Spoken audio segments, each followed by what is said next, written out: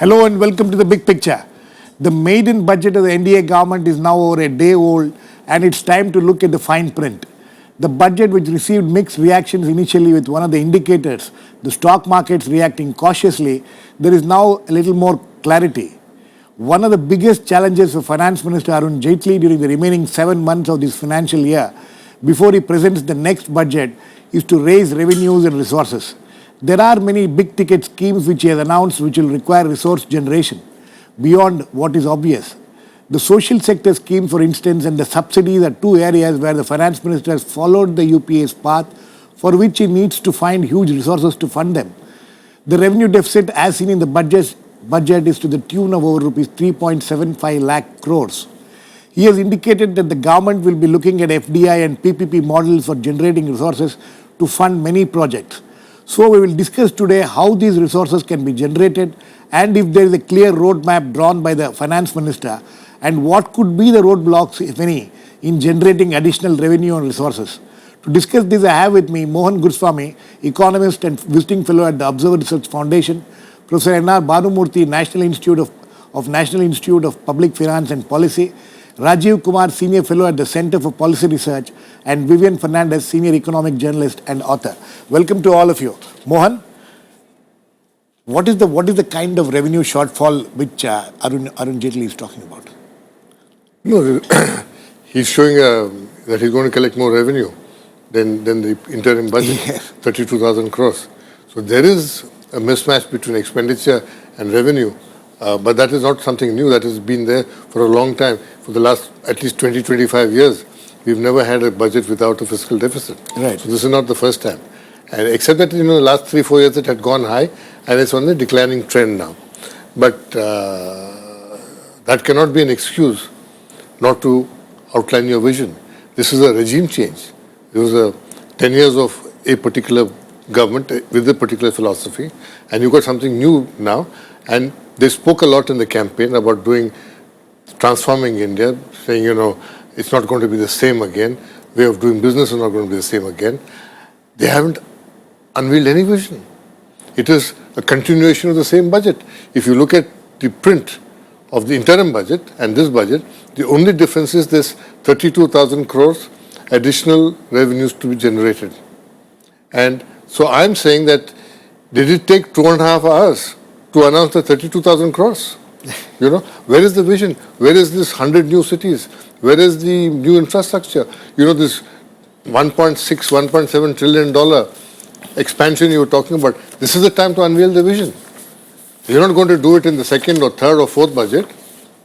You won't get a chance after the second budget. First is the great chance. You're going to dump we are in a morass, we are in a rut. There's no rainfall in 60% of the country. We're going to be hit badly by it. The economy has been stagnating. The regional inequalities have been growing. Income inequalities have been growing. We have to create 12 million new jobs a year, and there's been jobless growth. So has he addressed any of them? He hasn't even spoken about them. No, but the issue, Mohan, is that raising resources. Do you see a clear roadmap as far as raising resources is concerned? Do you think some of the models which they have spoken about, the PPP model, the FDI model, do you think these are things which he'll be able to fulfill? No, there is no PPP model and there is no FDI model. You've got to be attractive for people to come in and invest. Right. Okay. Now, you have a budget where the capital expenditure to budget ratio is almost 1:10. You got to get that up. And there's no talk of raising that up. This is a revenue-loaded budget, a revenue expenditure-loaded budget. It's the same old interest rates, the same old defense, everything is the same old subsidies. We thought that this government would tackle the question of raising resources. I thought, the savings rate is come down 3% in the last 2 years. But he has some proposals to increase the savings rate. How? There's nothing, he's spoken about it, that, it's coming down, but what are you doing about it? There's no mention anywhere in the budget document on how you're going to get this up. So I think what he has said is that I will tackle subsidies later. I will tackle various, giveaways later. Why didn't you do it yesterday? He said later on in the interview that I'm afraid I was afraid that, the opposition would make a noise, enter the well and disrupt this. Now, are you going to be dictated by announcing plans by the behavior of 3 or 4 people in Parliament? That continues anyway. Okay. Mr. Rajiv Kumar, would you agree with Mohan Guruswamy? Or do you think that there is a roadmap?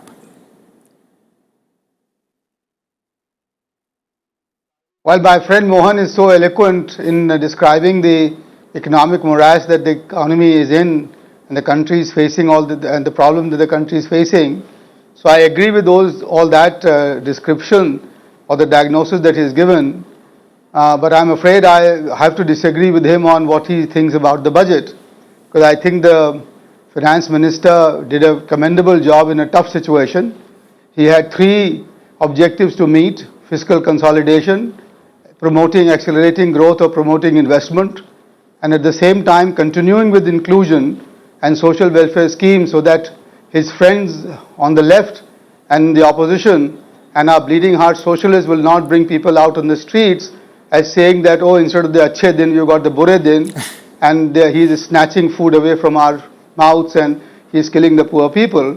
So it was a very tightrope walk that he did, and I think he did reasonably well. About the resources, there is a plan. Although I must confess, I have written quite extensively that 4.1 is a stretch target. I had said this when Mr. Chidambaram also announced, and I told Mr. Jaitley as well that he would have been better off having used a higher fiscal deficit target of 4.4 or 5. But nonetheless, he has assumed, apart from assuming the growth in revenue, the tax revenue, he has got a 63,000 crore plan for disinvestment in the banks, which he will sell directly to the public for the first time in the country. He's got a plan to disinvest from public sector enterprises.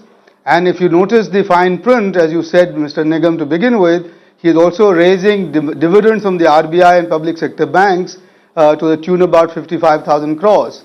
Over and above that, what he has probably got tucked away is the privatization of things like Bharat Zinc and Hindustan Zinc, right, and a couple of other sort of enterprises where the privatization process has to be completed.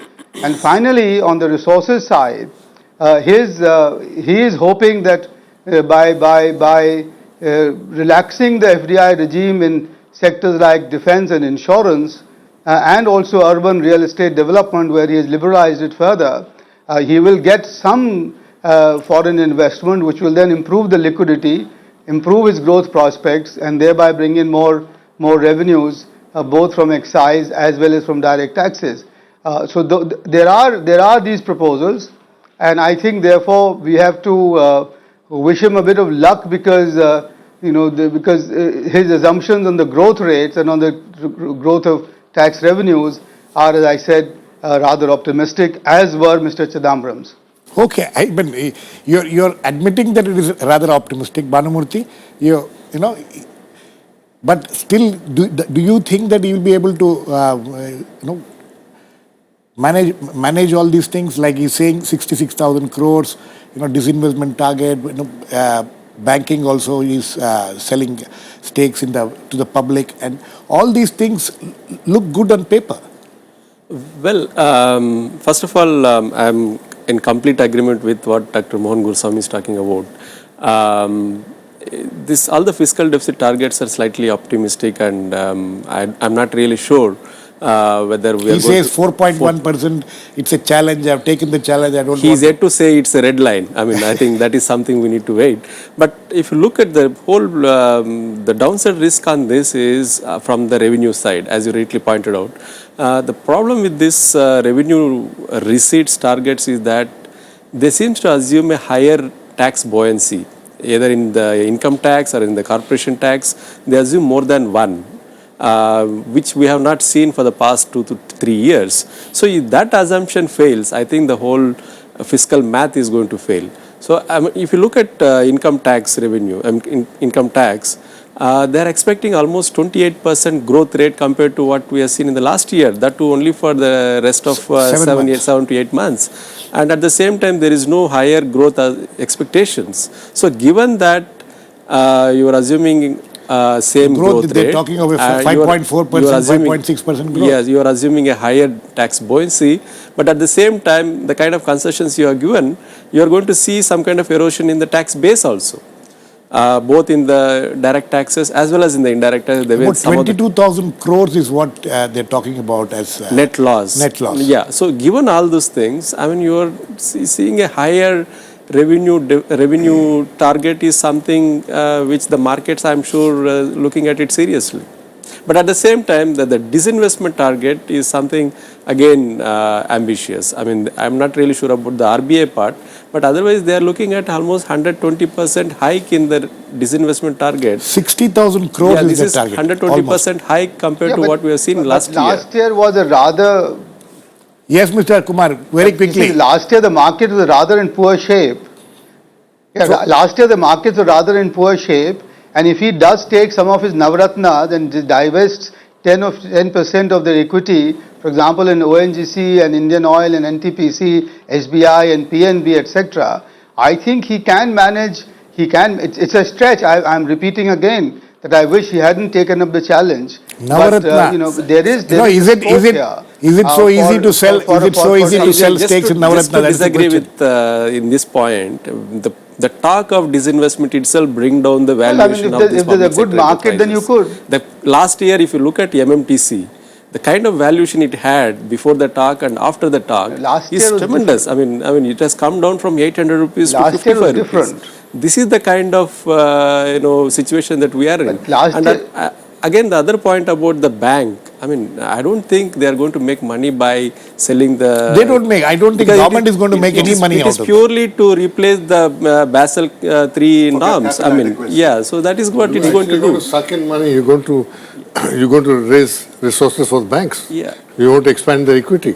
No, but what the finance minister says is that by doing this, banks will have more capital in this thing, But and then there it is will no- lead to That much spin-off money benefits. you're Spin-off benefits going in to the take economy. out of the market and take it on the banks. Yeah. Yes, Vivian. Girish, I first of all endorse what Professor Bhanumurthy had to say about the optimism on the tax revenue front. I think the previous finance minister had put Mr. Arun Jaitley in a bind because after announcing 4.1%, this finance minister could not have claimed to be reformist and raised it to 4.5%. I'm not so much fixated about the revenue deficit because I find that if the government had done something tangible on the revenue deficit front, I find that the ratio of revenue deficit to fiscal deficit is about, earlier on it was 70%. 70% of the fiscal deficit was revenue deficit, and the same ratio continues. I wish, that is where the You expect that ratio to come down? I wanted him to take some credible measures to contain But this kind of. just to add here, Yes. that is the whole philosophy of fiscal consolidation, not just bringing down the fiscal deficit. We want the revenue deficit to come down so that there will be some kind of expenditure switching happens. Absolutely. That is the Girish, philosophy. yeah. I mean, I Yeah. think. And Girish, there are some good ideas in this budget. For example, getting banks to raise infrastructure finance by not asking them to devote a certain amount of money for CRR and SLR, that kind of financial repression that happens, that's a good idea. The raising of money through real estate investment trusts and infrastructure investment trusts, that's a good idea. I do not think that this government should bank too much on PPPs because our experience in the past decade has not been good. And nowhere in the world, let me say in China, they finance their infrastructure totally with government money. The same thing has been done in the United States when they finance the interstate highways. That is why I think the government has given 40,000 crore rupees for development of roads. Right. 8,000 kilometers looks like a stretch per year, but that's about 23 kilometers per day. It's not happened. Our best was about 2,500 kilometers, achieved about 2 years back. Regarding disinvestment, yes, it is a stretch because in the past couple of years, we have raised about 25,000, 20,000 crore rupees. So this year the stock markets are good. But I do not know why the government does not. That is what is Rajiv Kumar's But I do not know optimism. why the government does not sell its holdings in private companies. For example, you have the special undertakings of UTI, which was the entity that followed the bankruptcy of UTI. You have stakes in L&T, Larsen & Toubro, and ITC. Recently, they sold a little bit of Axis Bank. Now, why can't they pluck the courage and sell off, these holdings in Larsen and Toubro and ITC and the remainder in Axis Bank. What kind of resources can they I generate? mean, you're going to get a lot of, I do not have the figure, but it's a substantial amount of money you are going to raise, and these are not government entities. These are private companies. So why sell private government thing? But Vivian, that money is the UTI's money. It is not the government's money.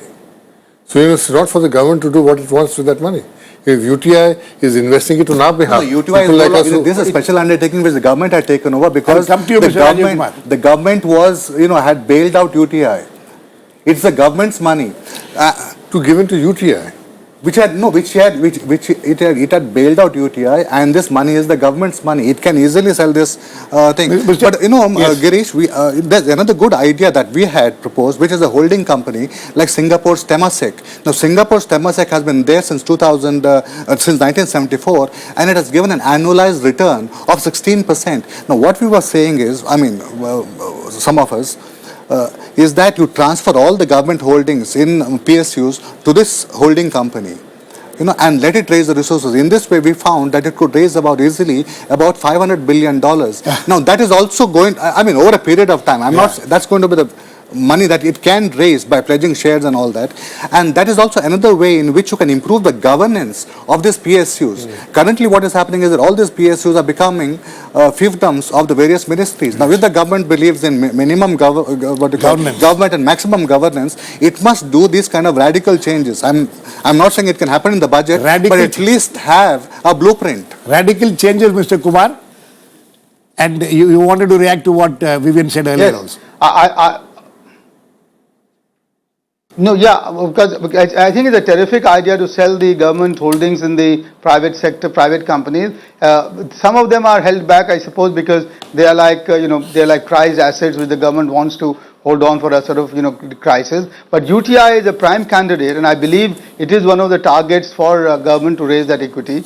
On the holding company that has been suggested, yes, it's a good idea, but it will take time. And therefore, it couldn't have been done in this particular budget. On the revenue side, coming back to it, there is this surcharge on super rich that Mr. Chidambaram had announced in the interim budget. And while announcing it, he had said there are 43,000 people to be covered under it as they declared their income to be over 1 crore. Right. I had told him at that time that number of people you could find in West Andheri.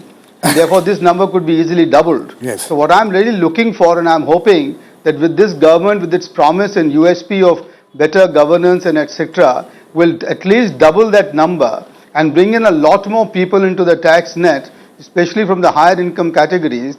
And just as an example, the service sector gives you about 60% of the GDP, but only 12% contribution in your tax revenues. And there are a whole host of lawyers, architects, accountants, and other service professionals who I'm convinced at least could pay much more than what they are doing at the moment. We have a lawyer. We have a lawyer as a finance minister now. They don't even pay tax. Absolutely, we had one earlier too. And as it happens, I have one living above my house who has got I can see that lawyers are doing rather well. So what I'm saying is that there is a great scope for increasing the direct tax to GDP ratio. The effective rate of taxation for corporates is also 22%. Now, all of this if we do, and if we can actually bring the necessary reforms to the CBDT, and that is one thing that I really wanted to see in the budget, which is a thorough overhaul of the system, of the direct tax system. I think there is some revenue potential. Okay. I think Mohan, just to sum up this revenue business, the GDP is going to grow by 5.2, 5.3%, and the revenue is expected to grow at 19.2%. There's a huge mismatch. It's not going to happen. You see what happens is government after government... Mohan, nominal GDP is going to grow by 13.4%. Government after government keeps announcing... Nominal GDP is going to grow by 13.4%. Who? Nominal GDP. But government after government announces this. What happens at the end of the year? What happens at the end of the year which again is that they chop programs. High. So, what we actually need to see is an annual report of each regime. Mohan, with this kind of stretch target, what happens is that the tax administration then becomes very aggressive, and that is why you see all the kinds of things that they do, chasing the SSCs, imposing all kinds of... leading to more litigations and more... Exactly. And that is a big one of the danger. things, one of the things with the finance minister mentioned in his budget speech also is to recover the tax liabilities. There's this huge... This is 8 lakh crores pending. 4 lakh. No, 8 lakhs in totally in dispute. Right. 8 In lakhs. dispute. 4.5 lakh Girish, also look at... 4.5 lakhs is NPS. Girish, why can't Rajiv? we also look at the expenditure thing? Because last time when I was on this panel, Professor Bhanumurthy had told me that why don't you go in for export parity pricing on diesel? So I did some work, I spoke to one of his colleagues, and I found that this whole thing of under-recoveries is a gross overstatement. Yes. In fact, there is no reason why we should not follow export parity pricing in diesel, because we have been exporting diesel since 2003 or 2004, and we are a significant exporter. Last year we exported $25 billion worth, which is about 8% of our import bill. 55 billion, Vivian. $55 billion. No, I think it's $25 No, billion. 25. I just looked at the Yes. figures. Anyway, it's a we are a substantial net amount. importer. So why It's should our we, biggest single why should we export. follow Refinery import product. parity pricing and not export parity pricing? Why should we enrich these fat cats, oil marketing companies? You have to wait for the CAG report to come. We will, I think anyway, it's- these are the one more thing which Bhanumurthy, with the finance minister, is speaking about or hinting in his budget was about spectrum auction. He's expecting to get about 45,000 crores of rupees. Is this a realistic expectation? Well, at the moment, all the assumptions seems to be realistic. If that works out, I think we will see the higher revenue, because the stock market is going up, and we have a strong government and all those things. But the point is, the other thing which you rightly pointed about, the giving more power to the taxmen. If you look at the budget, this is something which is very much missing, is no discussion about the black money component. Exactly, the black. This was See, if you really want to increase tax buoyancy or tax base, this is something. When they were in opposition, there they is were talking- actually there is a mention in his speech. He mentioned about it. There is one paragraph on black money, but how and how is something which it has not been explained. Mohan? Well, this talk has been going on for No, it was decades. also a major campaign issue. Also. It's become a major campaign issue of every party. But all of them fight the elections with black money. These parties together spent 40,000 crores on the election. Where did they get it from? Did they collect 1 rupee donations from voters and from members? They got money from the same guys who they have to bound to protect now. After all, how can you go back to these people from whom you took the same black money and say, now we want to make honest people out of you? The system is rotten. Mr. Rajiv Kumar, this whole black money business, there has been so much Actually, discussion. yeah, Please. Yeah, actually, Mohan is right that there is a strong resistance inertia towards that. But I hope that they will get over it, and there is a spending scheme as proposal with the finance minister about an arrangement that he can get with the Swiss government, which the Germans and the English have done very successfully and got a huge amount of money back. It's a rather simple proposal. I don't want to detail it here.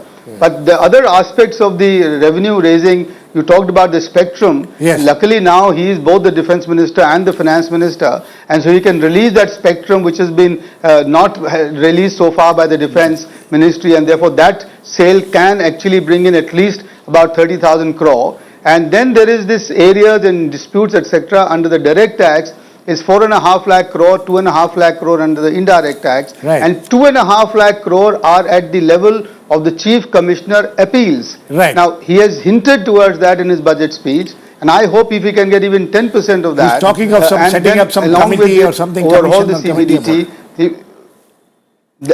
No, that's a separate issue, which he's setting up a committee for the retroactive taxes and the expenditure management commission for the expenditure management, or for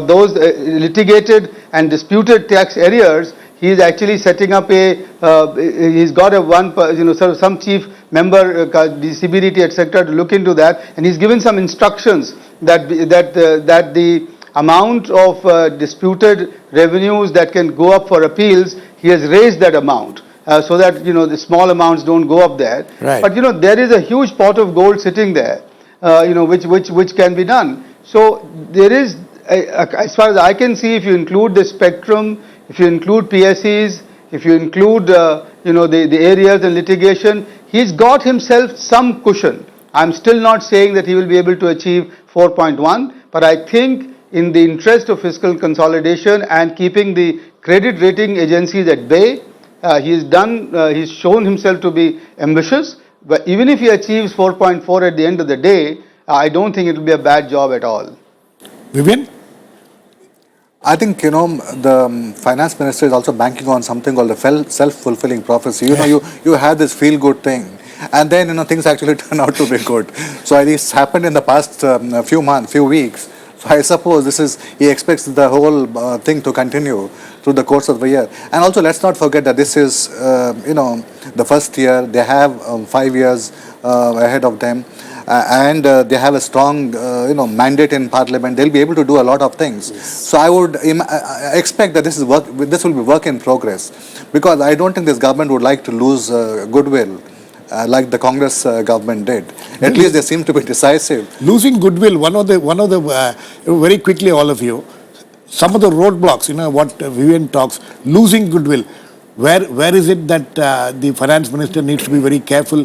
If he, like for instance, one thing which I need to flag is about the net resources he's going to transfer to the states. There is a significant rise in that. 50% more net resources are going to be transferred to states.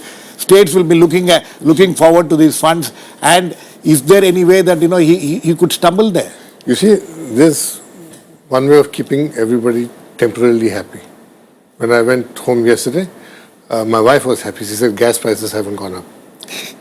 I was happy because, I got an additional 15,000 rupees, So all of us sweetened a little bit. But the point is that if you subsidies account for 2.5 to 3 lakh crores of your budget, and direct, indirect, known, seen, unknown, real, unreal subsidies all together account for almost 18 to 20% of GDP. Where is the capital going to come for investment? Okay. You have to create 12. What is your problem? Your problem is you need to create 12 million jobs a year. Yes, very quickly. The biggest feel-good factor could be bringing down the inflation. Right. I think that's not really much happened in the budget. Also, it shows that there are constraints for the central government to bring down the food inflation. Okay. Mr. Kumar, very quickly, constraints. What could be the constraints which the finance minister could face? The constraints are the downside risk. One is the bad monsoon. I hope that doesn't happen. Second is the oil prices, and if Iraq blows up, then we'll have a spike there. Okay. The third is, of course, the food inflation spike, dependent on the monsoons and otherwise as well. And if that happens, our growth assumptions will go badly, okay. and that's the major constraint. But okay. the one good thing that he's probably done is to improve the fiscal space for the states, and I think that might well give him some more goodwill to face these downside risks, which he might run into as we go forward into the fiscal year. Okay, sir. I think on that note, we need to end. He has laid out a roadmap. We'll have to wait and watch how successful he'll be. But as most of my panelists feel that we have to give him that space, we have to give him time. Though it's just 7 months to go for this financial year to end, we will have to wait and watch how he'll be able to manage. Thanks to all my guests, Mr. Rajiv, Kumar, Mohan, Guruswamy, Bhanumurthy and Vivian Fernandes. Please keep watching. We'll come back with another issue in the big picture same time on Monday. Meanwhile, have a great weekend.